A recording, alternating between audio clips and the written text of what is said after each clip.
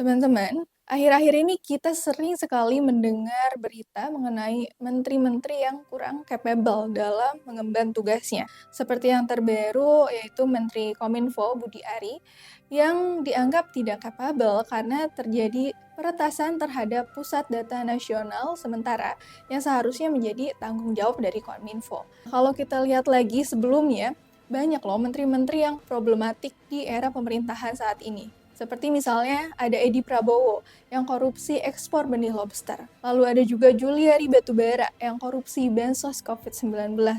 Ada juga Johnny G. Plate yang korupsi pengadaan BTS. Dan yang terbaru, Syahrul Yassin Limpo yang merupakan Menteri Pertanian yang juga melakukan korupsi. Nah, melihat banyaknya menteri-menteri yang problematik ini, kalau aku, ini teringat dengan yang namanya Zaken Kabinet.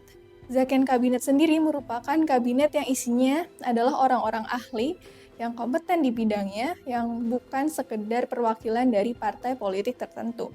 Walaupun jika ahli tersebut berasal dari partai politik juga bukan suatu masalah. Nah, Indonesia pernah menerapkan Zaken Kabinet.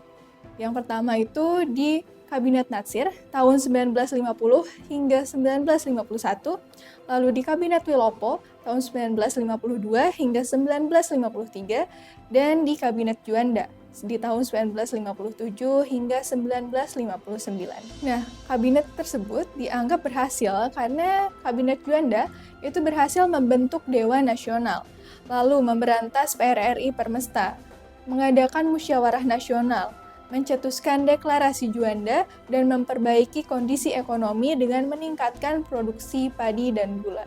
Nah, menurut kamu, apakah sudah seharusnya pemerintah Indonesia, khususnya pemerintah berikutnya ya, Presiden terpilih Prabowo Subianto, menerapkan Zaken Kabinet? Tulis di kolom komen ya. Jangan lupa like dan juga subscribe. Terima kasih.